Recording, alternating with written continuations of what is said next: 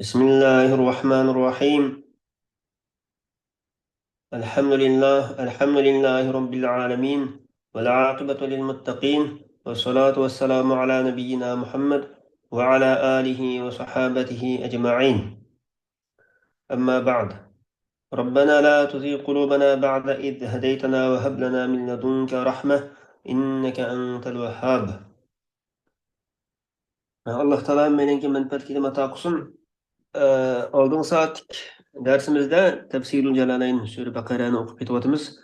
Aldığın saatlik dersimizde Allah Taala'nınki Bani İsrail'ga hitap kılıp, sizler men sizlarga ata kılgan nimetlerimni eslanglar degan nuqtalar so'zlangan edi.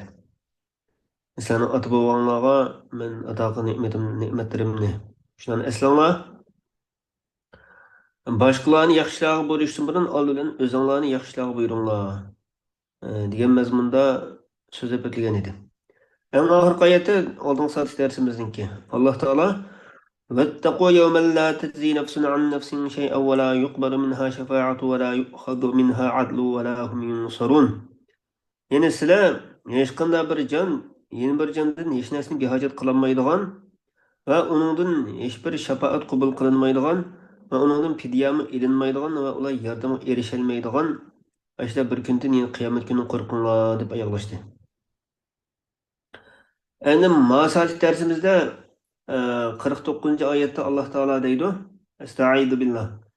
Ve iz necceynakum min ali fir'auna yasumunakum su'al azabi yudebbihuna ebnâekum ve yestehyûne nisâekum ve fî zâlikum belâ'un min rabbikum azîm.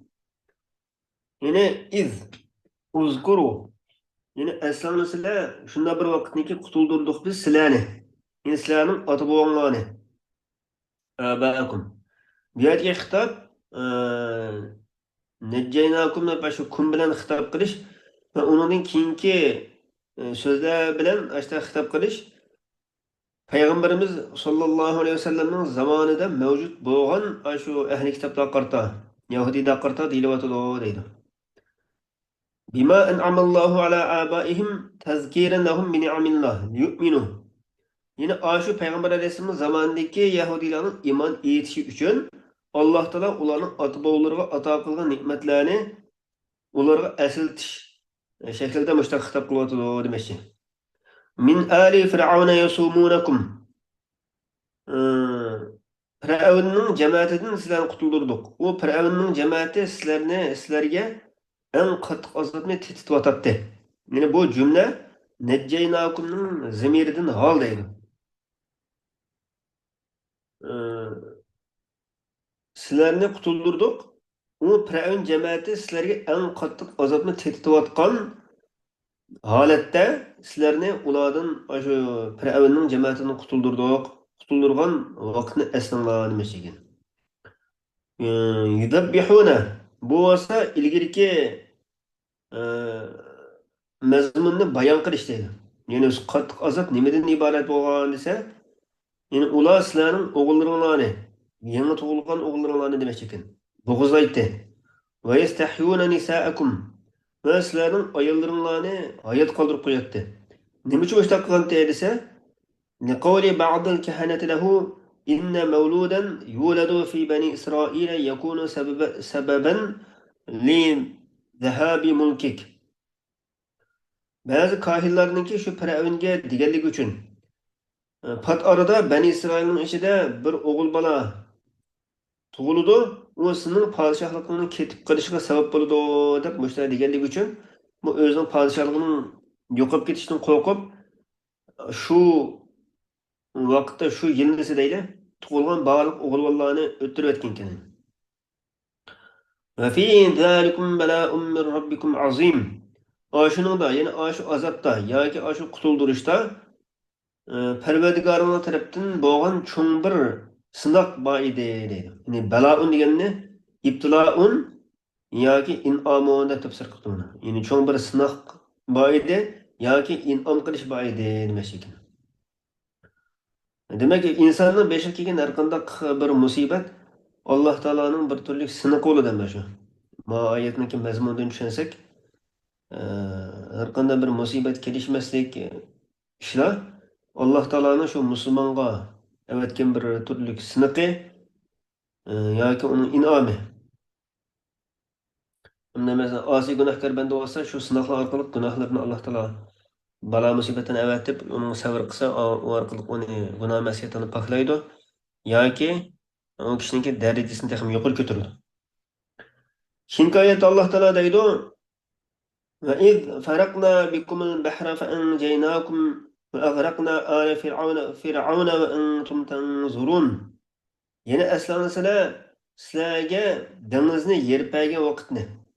Farakna degen falakna. Yani yerip berdik. Bikum degen bir sebebikum. Sizlerinin sebebinler bilen denizni. Yani sizlerni de sizlerinin sebebinlerdiler denizni yardık. Sizlerni kutulduruş için meşhur mi yani? Hatta ki sizler şu denizge kirdinglar, düşmanlardan kaçkın halatda. Şunun bilan sizlarni suvga g'arq bo'lib ketishdan qutuldirdik. Piravin javatini bo'lsa, uning qavmi bilan Piravinni o'zining qavmi bilan qo'shib suvga g'arq qilib o'tdik. Sizlar qarab turayotgan holatda. Endi sizlar ash dushmaninglarning ustiga dengizning ash yopirilib qoplab olganligiga qarab turayotgan holatlarda Piravinni qavmi bilan qo'shib suvga g'arq qildik. Deyotdi. Mahiyetten ne mazmun çıktı dese, düşmanınınki entin eppegenlik mi? Düşmanının o zulmü uçurganlarınki entin eppegenlik mi? Bir nimet oldu ki buna. Ve iz vaadna Musa 40 leyle.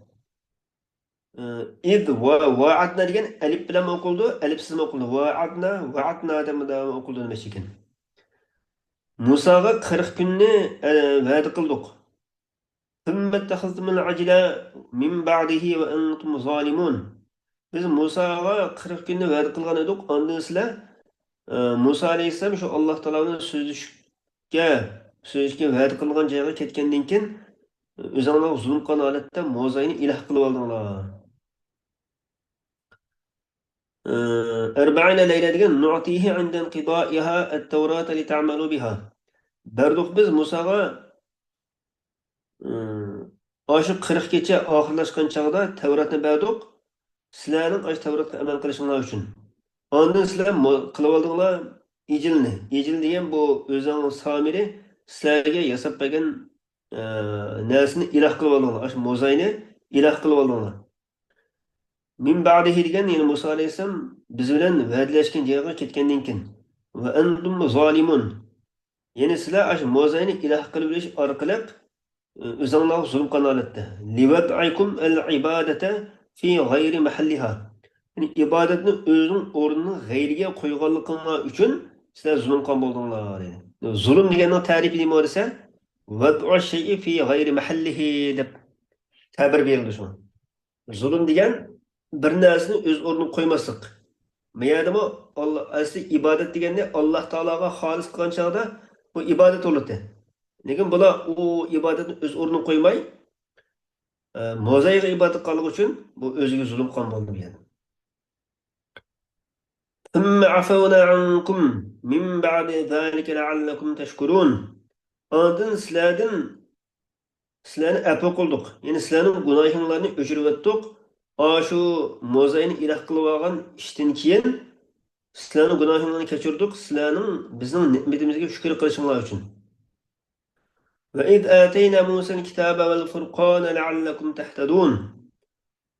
Öz vaqtida biz Musaga yani ve iz yine eslanlar demek şu vaqtni ata qildik Musaga kitobni, yani Tavratni ata qildik.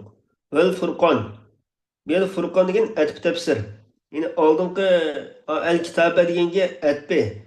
Atfi degan ham oldingi el kitob ayrim narsa va el Furqon ayrim narsa emas. Balki mayatki Furqon o kitobni tafsir qilib beradigan atfi demoqchi edi. Ya'ni o kitob, shu Tavrat haq bilan botilning orasini ayiradigan işte bir kitob edi. Halol bilan haromning orasini ayiradigan. Shuni ato qildik, la'allakum tahtadun. Sizlarning hidoyat topishinglar uchun. Ozg'unlikdan uyg'unib to'g'ri yo'lda menishinglar uchun bihi degan shu Tavrat orqali.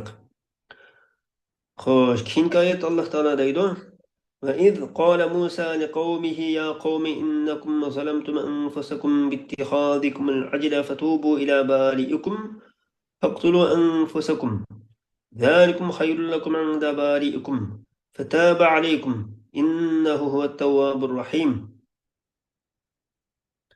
Yani eslanısıyla öz vaxtida etti Musa Aleyhisselam kavmiga, yani Mo'zayga ibodat qilayotgan shu qavmiga, ey qavmim, haqiqatan sizlar o'zinglarga zulm qildinglar, Mo'zayni iloh qilish orqali. Shuningga tavba qilinglar sizlarni yaratgan zotga, bariikum degan xoliqikum. Sizlarni yaratgan Allohga, shu Mo'zayga ibodat qilganliginglar qarta tavba qilinglar. Bu tövbeninki ifadesi, bu tövbenin şekli nimeden ibaret olan ise faktulu enfusakum. Sizler özüңләрне öldürüңләр. Yani her bir adam özün özü öldürsün degenlik olmaydı ki ma tefsir kırganda hazır. Liyaqtulil bari'u minkum el mujrime.